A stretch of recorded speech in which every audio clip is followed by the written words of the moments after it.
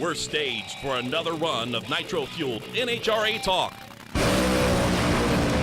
It's The Straight Line, presented by O'Reilly Auto Parts, with Marty Hough and 10-time NHRA winner Doug Herbert. Brought to you by Hercules Tires. Now, here's Marty Hough. This is The Straight Line on Drag Racing. Thanks for stopping by our half hour of horsepower. Appreciate you being with us. It was a wild Winternationals in Pomona this past weekend, and we'll get all the details from funny car winner Hagan. We're in the beams and set to launch another edition of The Straight Line. Wherever you may be, coast to coast around the world, this is The Straight Line on Drag Racing at mrn.com. My name is Marty Hough here in the Motor Racing Network studios, Concord, North Carolina. Joining us on the telephone right now is my usual co-host, and somewhere in Southern California is the NHRA four-time Top Fuel champion and 10-time NHRA national event winner, Doug Herbert. Doug, where do we find you today? Well, we're down in San Diego. We wrapped up a weekend of brakes training at Qualcomm Stadium, and making my way back to L.A. for Pomona coming up next week. Now, speaking of Pomona, you were there just on Friday. Tell us about that in the YES program, because, man, you were in front of a lot of eyeballs. I'll tell you what, the NHRA has what they call the YES program, which stands for Youth Education Services. And we talked to, we're talking to all these teenagers. We had about over 3,000 teenagers there at Pomona, and they do it at several racetracks around the country where they get these teenagers out to the races and let them have an experience at the races.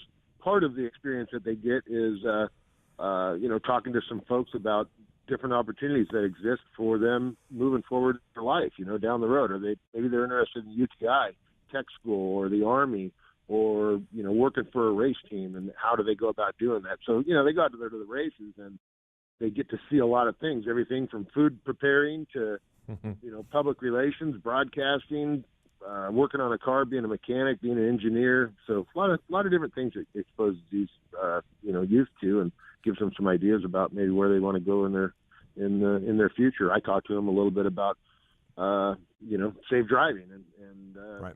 What I do with brakes. Kind of gives them an idea about, it really comes down to like that science, technology, engineering, math. So Sure. That's a lot of the things that we talk about.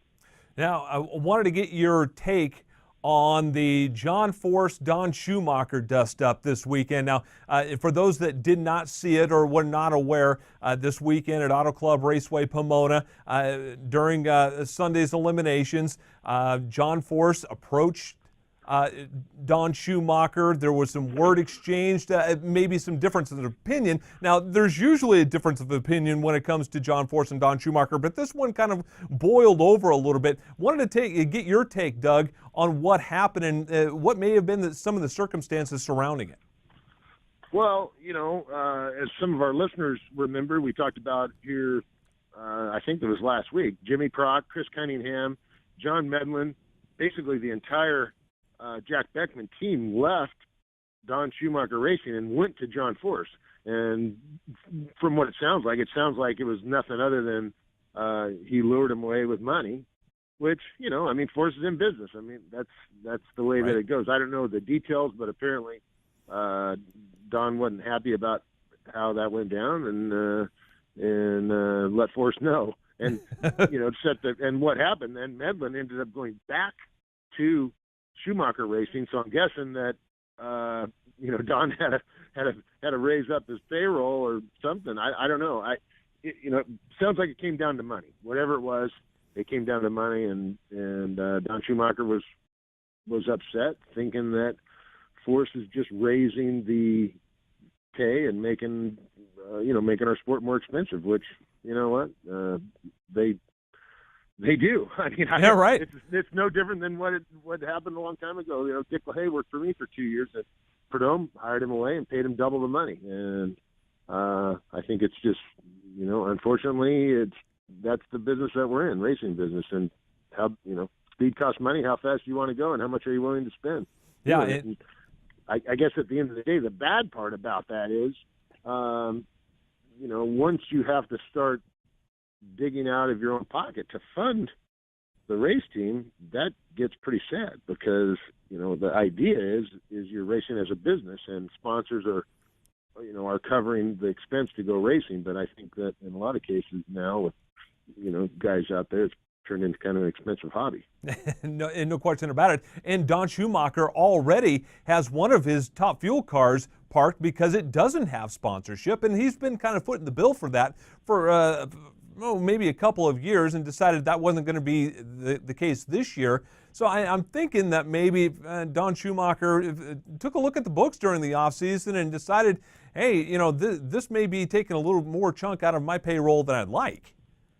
Right. Well, when he's having to write a personal check to cover the difference between what your sponsors are bringing in and winnings and so forth to cover the overhead. Yeah, that's not too bad. That's not too good of a deal. I'm guessing.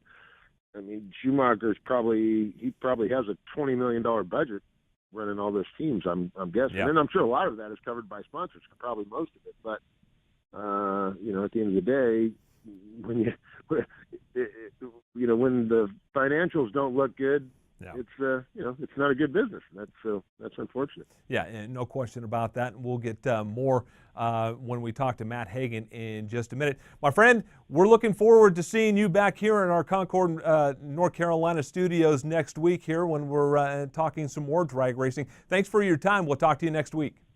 Okay, we'll hit it. That's Doug Herbert here on the Straight Line. And when we return, we will talk to the NHRA Winternationals Funny Car winner. Matt Hagan will join us next.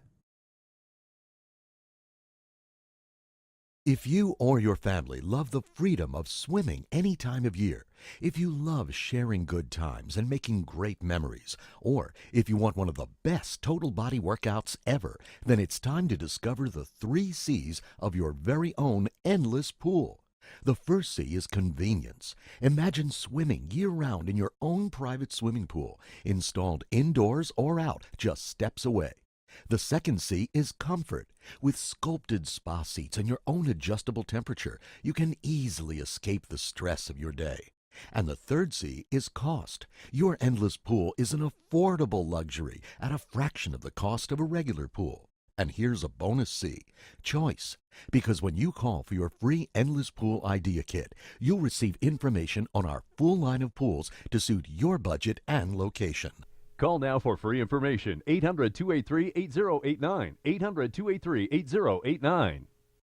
It's time to start pouring concrete, and the Housby mixer system is ready for the job. The Housby mixer system was created specifically with the driver in mind. All controls and specs are completely customizable to your operations. Our durable, driver-friendly mixer can be mounted on all truck types, and our expert support is second to none. On-site and live phone support is just a phone call away. For more information, visit Housby.com. Housby, an official sponsor of NASCAR for over 40 years.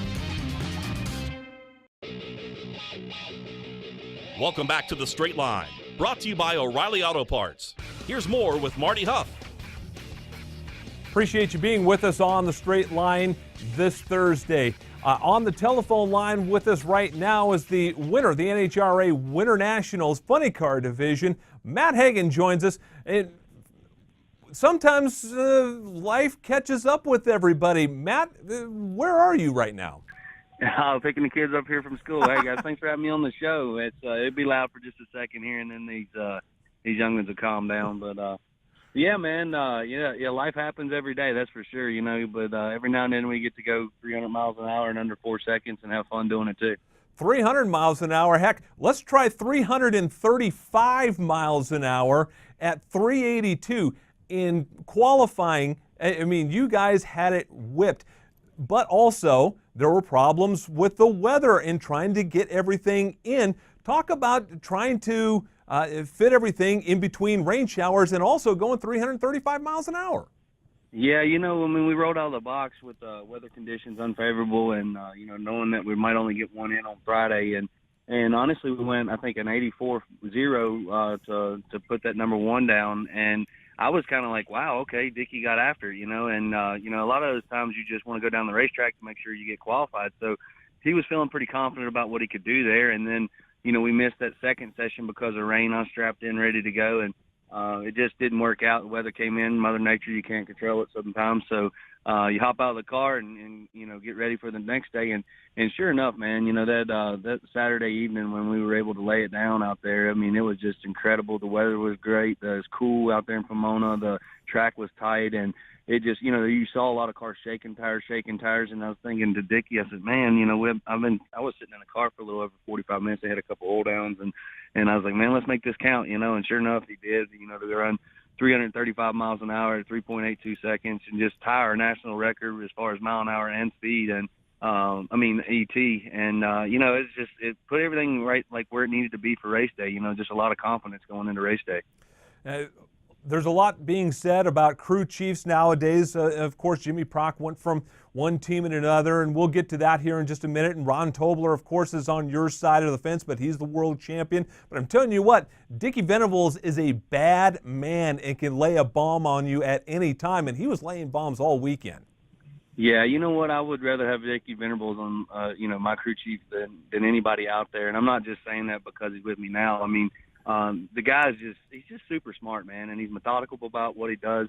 Won a championship with him. We've runnered up before, and we've just had a lot of opportunities to do a lot of big things. And I'm tickled to death that he's in my corner. And I know that he's going to put a race car underneath me every Sunday, and I'm going to have an opportunity to win a race every Sunday that I crawl into that race car. And there's not a lot of guys out there that can say that they can actually win every Sunday that they get in the car. A lot of guys hope that they can, but when you crawl in there and you put your mouthpiece in and you can win, that's a whole different story. So it builds confidence in me, and I know I have confidence in them, and it just is all the way around. It's just a good thing.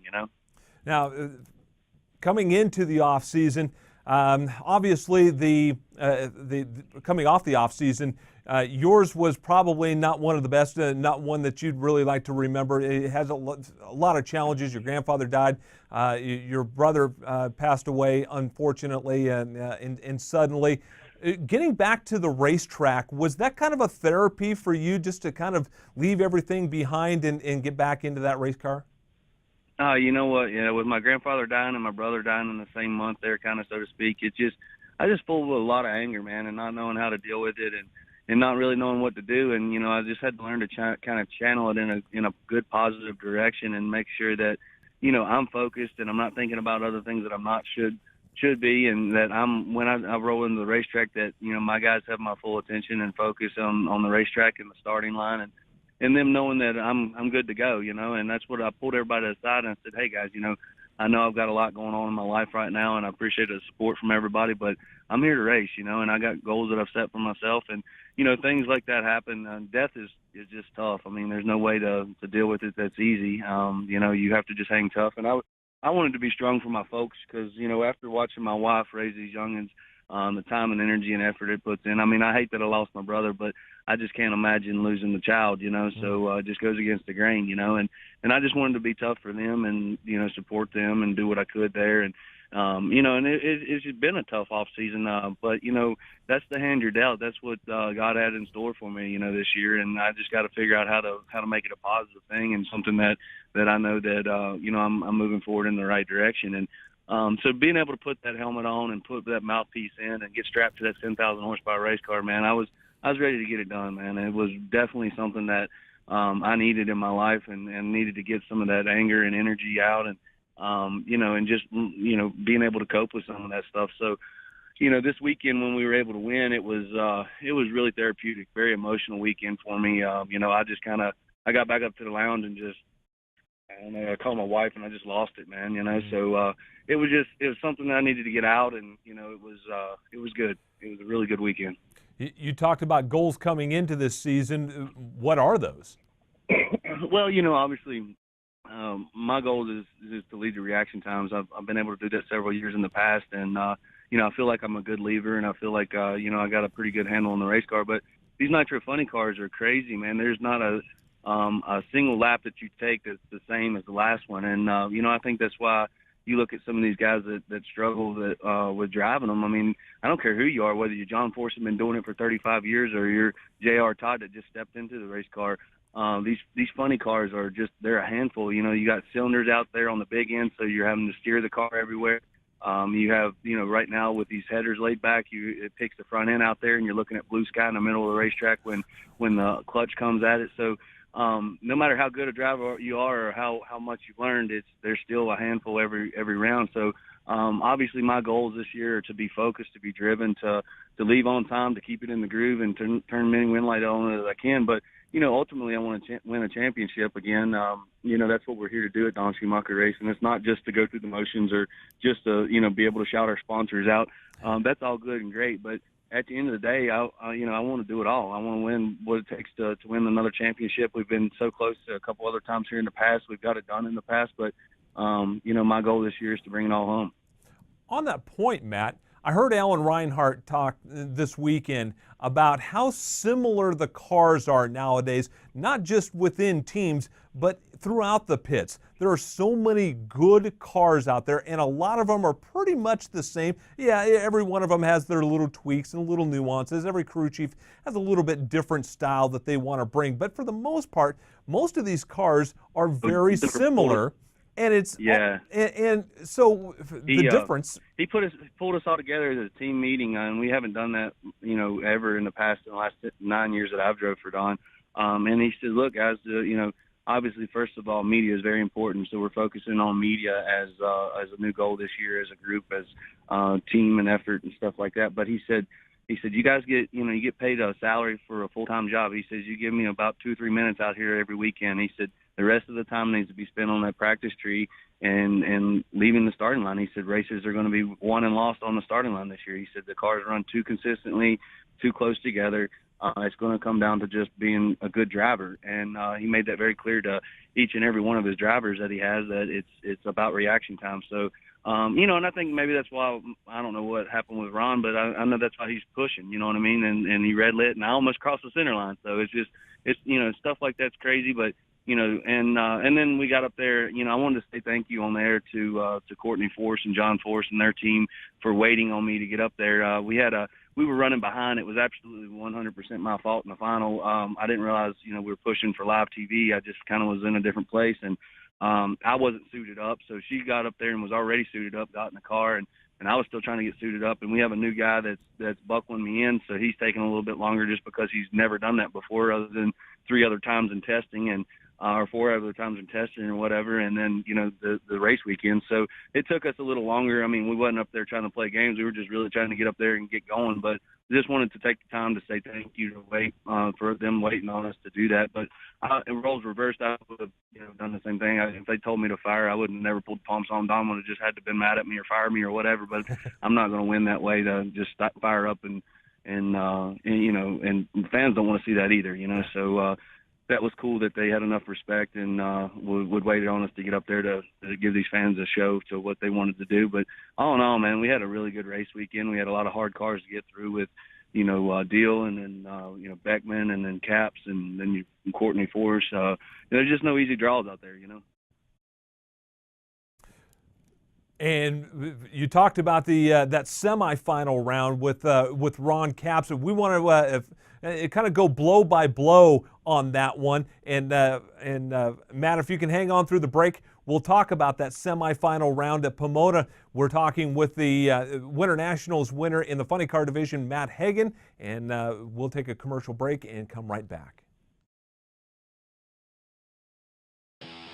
Live sports are the one true reality entertainment, where a single dramatic moment can become timeless. In NASCAR, Motor Racing Network's live broadcast elevates your senses to the sights, sounds, and struggles taking place on the racetrack. Keselowski to the bottom of the racetrack. He tries to slide up. Newman is there. Sideways is Keselowski. The power of radio to the imagination of the listener. Tune in to the Motor Racing Network. Visit MRN.com for an affiliate list in your local area. A rebellion is rising. Nothing was going to stop the hottest driver in NASCAR right now. A new generation ready to unseat the establishment. Dale Jr., Ty Dillon, racing for the win. But before they can be the best, they've got to beat the best. First, he's got to catch Kyle Busch. Then he's got to do something with him. Names are made here. The NASCAR Xfinity Series. Season premiere February 25th on the Motor Racing Network, the voice of NASCAR. I'm Steve Post, co-host of MRN's Wing Nation. Join Aaron Evernham and me every Tuesday at noon Eastern on MRN.com and on the MRN app. And join Ashley Strummy and me on Saturdays at 9:30 a.m. and 12:30 p.m. Eastern on MAV TV. We talk to the biggest names in sprint cars and give you the latest news and race results from dirt tracks around the country. MRN's Wing Nation on MRN.com, the MRN app, and MAV TV. It's The Straight Line, brought to you by O'Reilly Auto Parts. Now, once again, here's Marty Hough. Thanks for being with us here on The Straight Line, MRN.com. And joining us on the telephone line is Matt Hagan. Matt, we were talking about the semifinal run that you had against your teammate Ron Capps. There was so much. I mean, we could write a whole book on just that round alone. Your opponent, Ron Capps, he red lights. The round is yours, and then all of a sudden everything kind of gets crazy there. Kind of take me through what happened in almost getting over the center line. Yeah, I saw Ron go red. I mean, he left before the tree even fell, and it was just one of them deals. I knew he was red, but then you're trying to run down to the other end to get low ET for lane choice in the final. So I wanted to go ahead and make the run, and went out there and just we had the motor over center a little bit in the clutch, and it grabbed it and smoked the tires. But when it smoked the tires, it put about I think 3 holes out on that left side, and so it really shot me over to the center line when it smoked the tires, and I lifted. And so then I was pretty much on the center line. There's no doubt about that. And I was just trying to dodge the cones, and I didn't know whether it had crossed or not, but I didn't feel like I had. But you never know, you know what I mean? And I said, well, they'll let me know whether we move on or not. It's not up to me. It's just one of them deals. I was just trying to get it back over into my lane and go from there. So even my crew chief, I guess he kind of looked at the replay and was like, I don't know, and so I was trying to get him over the radio to like, did we win? Did we lose? What happened? And I just knew I didn't hit anything. So they come back over the radio up on top end and said, you won the round. So I was like, cool, so it's just one of them deals. You hate to win like that he red lit, it would have been one of them deals where he would have moved forward, but that's the way it goes. It's first or worse, and yeah. So we moved on and were able to run Courtney there in the final. Now, obviously, you know that you've got the round won because Ron took off way before the tree even fell. So, that's already in your head. But now you're getting pulled over near that center line, and you're thinking, oh no, I could lose this, or are you thinking just trying to get off the center line as fast as possible?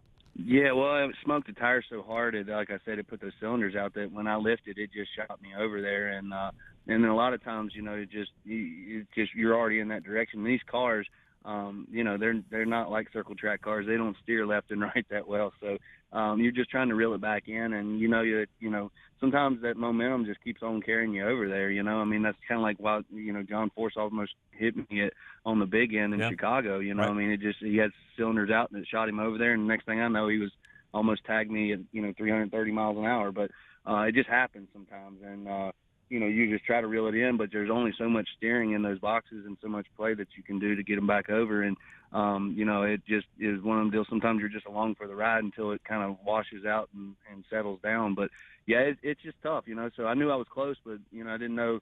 I said, well, they'll look at it and let me know, Yeah. Matt, the John Force, Don Schumacher dust up, I know that's not you, but it obviously involves your team owner. Sure. Yeah, no, I think that there's obviously some bad blood and muddy water right there. It's over crew chiefs. With Jimmy Prock and everything else, and just I don't know that Don and John have ever really been friends. It's just one of their acquaintances and their business relationships and stuff like that. But at the end of the day, I love it, man. I think it's good for the sport. We got to have battles and rivalries, and me and Force have always battled it out. So, like I said, put my mouthpiece on, pull my helmet on, and do what the boss says to do. You know what I mean? I'm here to win races and championships, and that's my plan this year. And it's not here to make friends or shake hands. You know what I mean? I'm ready to go racing, and if Don tells us to go out there and get it done, that's what we got to do. But it's one of those deals where I think it's good for the sport. Our sport needs some rivalry. It needs some bad blood. There's too much handshaking and kissing up there at the top end anyway. I think we got jobs to do, and we got to get out there and get them done. He talked about winning races and winning championships, and he's already on the way to doing so. The winner of the Winternationals in the funny car division, Matt Hagan. Thanks so much for your time. We really appreciate it, and good luck coming up at Phoenix. Thank you, brother. I appreciate the time on there. Don Schumacher Racing's Matt Hagan joining us on the Straight Line. And when we return, we'll have more of what happened this weekend in Pomona next. It's a new era of NASCAR excitement. Chase Elliott, your leader. Joey Logano right on the back bumper. The Monster Energy NASCAR Cup Series. Eric Jones able to break away by a car length and a half. Featuring the world's best drivers. Kevin Harvick still trying to catch Jimmy Johnson. Fighting for the biggest prize in racing. And he is your champ. The Monster Energy NASCAR Cup Series. The Daytona 500. February 26th on the Motor Racing Network. The voice of NASCAR. Motor Racing Network has always been your source for motorsports coverage when you couldn't be at the track. Now, never miss another minute of our breathtaking coverage with the MRN app, available on your iPhone or Android device. This free app delivers all the latest news, locates nearby MRN stations, streams your favorite programs, and is your home for live Sprint Cup practice and qualifying action. Search MRN in the App Store or on Google Play. It's the Motor Racing Network at your fingertips, and it's available for free right now. If you have a question or comment about NASCAR, Motor Racing Network has a direct line for you. It's the Fan Forum Hotline. I'm a newbie to this sport just this year, and I wanted to know. I was wondering if when they measure the length of a racetrack. Call in at 844-4-ASK-MRN. That's 844-4-ASK-MRN. Wanted to send out a big shout out. Thanks for covering the race. The Fan Forum Hotline, your connection to NASCAR. You're listening to The Straight Line, brought to you by O'Reilly Auto Parts. Now, back to Marty Hough. Thanks for being with us on The Straight Line this week. Doug Herbert will join us again next week. Big congratulations to Leah Pritchett and also Jason Lyon for winning the other pro divisions at the Winternationals this past weekend. Leah Pritchett was on an absolute tear. She comes in to the Winternationals, comes into 2017 with a re-upped sponsor, Papa John's Pizza, as you see right there. It comes, or actually joined the fray late last week, got that team to the finish line. They liked so much what Leah was doing for them that they re-upped for a full year of 2017, and she delivered. Going out, winning the pole, and then going out on Elimination Sunday and taking all 4 rounds, beating some of the best drivers on the planet, going up against Steve Torrence, running a 370 at 324, going into the semifinals against the 8-time champ Tony Schumacher, running a 327 and a 368, which is absolutely death-defying, and then in the finals going up against Doug Coletta and running a 371 at 324 miles an hour. The Papa John's car was on an absolute rail. And also congratulations to Jason Lyon for winning round 1 of the Pro Stock Tour at Pomona as well. Now I'm going to say this, and it's going to sound weird, but I'm really excited about Pro Stock this year. Yes, Jason Lyon and Greg Anderson and Bo Butner were 1, 2, 3. In the Pro Stock division, and that's basically how they finished last year. But the gap is closing, and it's closing very quickly in Pro Stock. Now we're going to see a lot of some of the old players, the Alan Johnsons, the Drew Skillmans, the Shane Grays, Tanner Gray, Shane Gray's son, also a player this weekend. We're going to see some of those making a lot of gap up, but bigger news is Erica Ender-Stevens and Jeg Coughlin. They are back in it in a big way, back with Chevys, and very effective this weekend. I think it's going to be a dogfight all the way down to the end at Pomona when we get there in November. Big thanks to everybody for making the Straight Line happen this week, for Daryl Smith, for Robbie Mays, and for my co-host Doug Herbert. I am Marty Hough. We will talk to you next week right here on the Straight Line. You've been listening to The Straight Line, presented by O'Reilly Auto Parts. The Straight Line is the show for drag racing fans and was brought to you by Hercules Tires. Tune in again next Thursday on MotorRacingNetwork.com and the MRN app. The Straight Line is also available on demand at MotorRacingNetwork.com's Media Center, on our Facebook page, on YouTube, and in iTunes or the Google Play Store. The Straight Line is a production of the Motor Racing Network.